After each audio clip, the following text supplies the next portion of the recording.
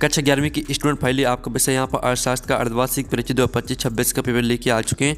और साथ ही इस वीडियो में हम आपको पूरे संपूर्ण उत्तर सहित पेपर कंप्लीट करने वाले, तो इस वीडियो को आपको ध्यान से देखना है। ठीक है, आप लोग वीडियो को लाइक कर लीजिए, चैनल को सब्सक्राइब कर लीजिए। तो आप यहाँ पर देख लीजिए, मार्क्स आपका 80 अंक रहने वाला है और आपकी टोटल क्वेश्चन 23 रहेंगे। टाइम आपका 3 घंटे रहेगा। हिंदी इंग्लिश भजन दोनों में आपका पेपर रहेगा। साथ ही आपके निर्देश आते हैं तो आप निर्देश यहाँ पढ़ लीजिए। अब चलिए आपके आते हैं, सही विकल्प चुनकर लिखिए। ठीक है, तो आपका था एक अनुसंधान के लिए मौलिक रूप से संकलित सम्मक कहलाते हैं।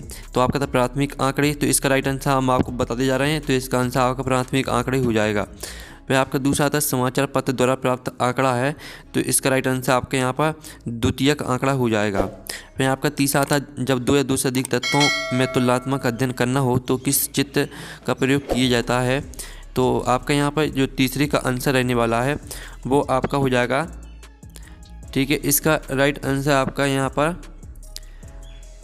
जो आपके यहाँ पर दिया गया है, ठीक है, तो इसका राइट आंसर आपको हम बता देंगे। और साथ ही जो आपका इसका राइट आंसर रहेगा वो आपको यहाँ पर हम बता देंगे। ठीक है, पहले यहाँ पर चौथा देख लीजिए। चौथा आपके यहाँ पर आता किसी पाई चार्ट के केंद्र पर कुल कोण होता है, तो यहाँ पर 360 डिग्री इसका राइट आंसर हो जाएगा। और साथ ही आप यहाँ पर देख लीजिए, और जो आपके इसका राइट आंसर रहेगा, इसका आपका तीसरे का राइट आंसर रहेगा वृत्तीय चित्र। ठीक है, अब चलिए आपका पाँचवा देख लेते हैं। पाँचवा आपका यहाँ पर आता चरों के एक को संबोधित करते हैं, तो इसका राइट आंसर आपका यहाँ पर आ हो जाएगा। फिर आपका आता छठवां वर्ग अंतराल 70-80 का मध्य बिंदु ज्ञात कीजिए, तो आपका जो मध्य बिंदु रहेगा वो आपका यहाँ पर 75 हो जाएगा। ठीक है, इस तरह से आपके जो है यहाँ पर सही विकल्प थे वो कंप्लीट हो जाते हैं। यहाँ पर इंग्लिश मीडियम के स्टूडेंट भी देख लीजिएगा। अब प्रश्न 2 आता है रिक्त स्थान की पूर्ति की, जो कि 6 नंबर के रहने वाले हैं। बहुलक वह मूल है जिसकी आवृत्ति होती है, तो यहाँ पर ठीक है बहुलक की आवृत्ति सबसे अधिक होती है, जिसकी आवृत्ति अधिक होती है। ठीक है, अधिक आपका यहाँ पर राइट आंसर हो जाएगा पहले वाले का। फिर दूसरा रिक्त स्थान आता है मध्यक सम्यक माला को डॉट डॉट बराबर भागों में बांटती है, तो यहाँ पर 2 बराबर भागों में बांटती है, 2 आपका दूसरे का आंसर रहेगा। फिर आपका यहाँ पर तीसरा था सांख्यिकी डॉट डॉट का विज्ञान है, तो यहाँ पर सांख्यिकी ठीक है आंकड़ों का विज्ञान है। आंकड़े आपका यहाँ पर आंकड़ों आपका राइट आंसर हो जाएगा आपका यहाँ पर। ठीक है, तीसरे का आंसर। फिर आपका चौथा आता बहुलक में सांख्यिकी का अर्थ डॉट डॉट से होता है, तो इसका आंसर रहने वाला है आपका सम्मक से होता है। ठीक है, सम्मक आपका यहाँ पर चौथे का उत्तर रहेगा। फिर पाँचवा आता है केंद्रीय प्रवृत्ति की सर्वश्रेष्ठ माप समांतर माध्य है। ठीक है, समांतर माध्य आपके यहाँ पर राइट आंसर रहने वाला 5वें का। फिर आपका जो यहाँ पर 6वां आता 1, 3, 5, 7, 9 का अंक गणितीय माध्य डॉट डॉट होगा, तो इसका जो अंक गणितीय माध्य रहेगा वो आपको 5 रहेगा। 5 आपका राइट आंसर हो जाएगा। ठीक है, अब चलिए आपके यहाँ पर सत्ता आते हैं, तो सत्ता भी देख लेते हैं। चरों के बीच सह संबंध न होने की दशा में आर का मूल्य 0 होता है, तो पहला आपका यहाँ पर रहने वाला है सत्य। फिर दूसरा तत्काल पीरियड का सहसंबंध गुणांक ±1 से अधिक हो सकता है, तो दूसरा आपके यहाँ पर असत्य रहेगा। फिर तीसरा आता सूचकांक तुलना योग्य नहीं होते, तो तीसरा आपका असत्य हो जाएगा। चौथा आता P0 आधार वर्ष की कीमत को बताता है, तो जो चौथा रहेगा वो आपका यहाँ पर हो जाएगा ठीक है सत्य। पाँचवा आता हरित क्रांति में HYV बीजों के प्रयोग को बढ़ावा दिया जाता है, तो पाँचवा आपका यहाँ पर असत्य हो जाएगा। 6वां आपका यहाँ पर देख लीजिए, 6वां रहने वाला असत्य। ठीक है, इस तरह से आपके जो सत्य वो कंप्लीट हो जाते हैं। पहला आपका सत्य रहेगा, दूसरा असत्य रहेगा, तीसरा असत्य, चौथा सत्य रहेगा, 5वां असत्य और 6वां असत्य। यहाँ पर इंग्लिश मीडियम के स्टूडेंट भी देख लीजिए।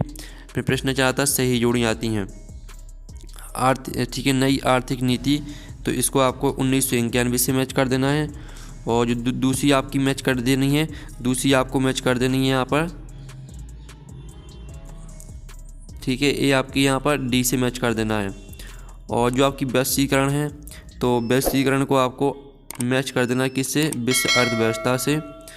और जो आपकी यहाँ पर आती है लघु रत्न उद्यम, तो इसको आपको यहाँ पर मैच कर देना है किससे, इसको हम बाद में मैच कर लेंगे। जो आपकी आती प्रथम पंचवर्षीय योजना वर्ष है, तो 1951 से मैच कर देना है।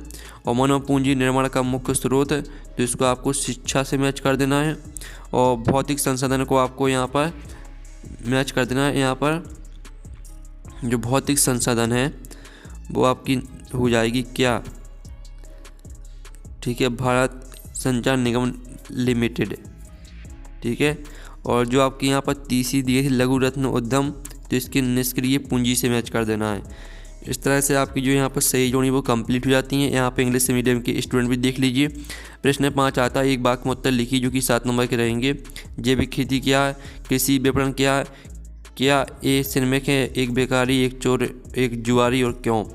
नाबार्ड की स्थापना किस वर्ष में की गई, कृषि का ठीक है विविधीकरण किया है, और स्वनियोजित श्रमिक किसे कहते हैं, और 7वां आता है नियमित वेतनभोगी कर्मचारी किसे कहते हैं। सभी के आंसर हम आपको दिखाने वाले हैं, ठीक है। तो आपको हम सभी के आंसर दिखा देंगे। पहले हम प्रश्न जो 2-2 नंबर के प्रश्न हैं इनके साथ आपका ठीक है आंसर देख लेंगे। आप अर्थशास्त्र का अध्ययन क्यों करना चाहते हैं, कोई दो कारण लिखिए, सांख्यिकी की 2 कारणों को लिखिए।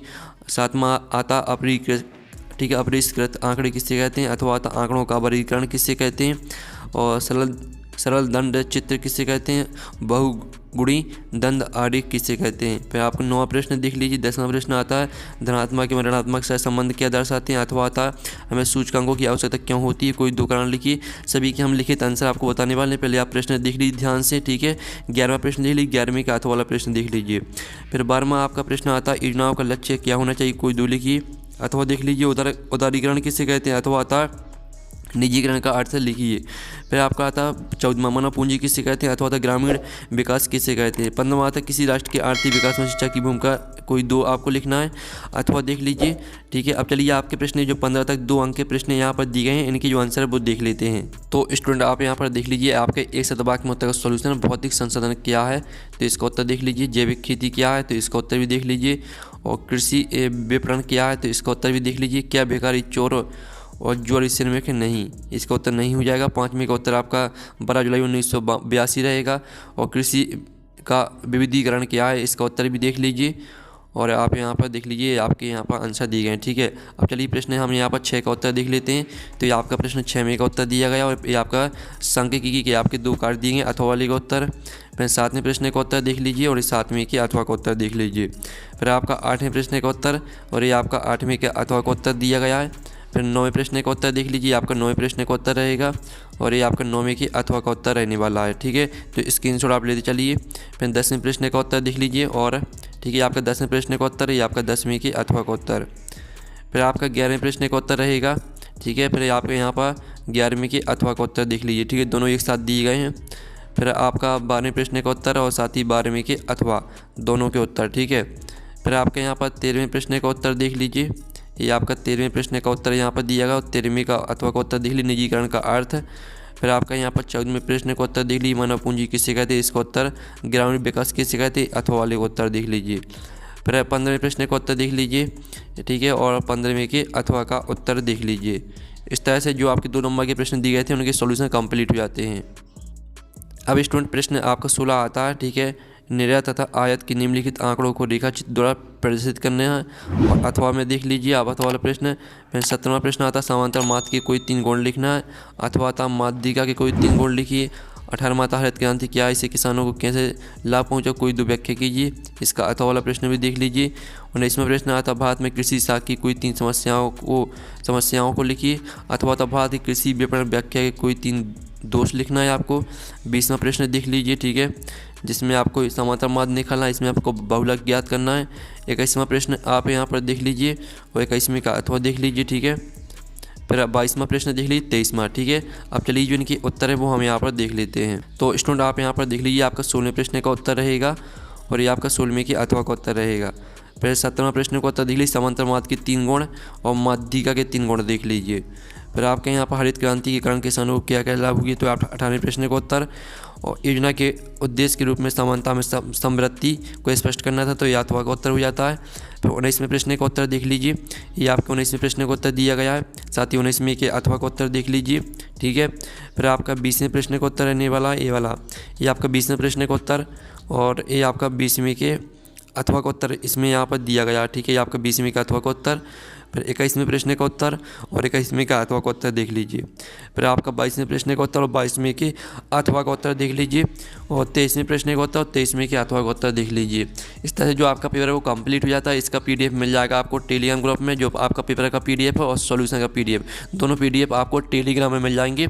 और टेलीग्राम ग्रुप की लिंक वीडियो के डिस्क्रिप्शन में दे रखी है, तो आपको लिंक पर क्लिक करना और ग्रुप को ज्वाइन कर लेना, वहाँ पर पीडीएफ मिल जाएगा। तो हम नेक्स्ट वीडियो में मिलते हैं। Thanks for watching.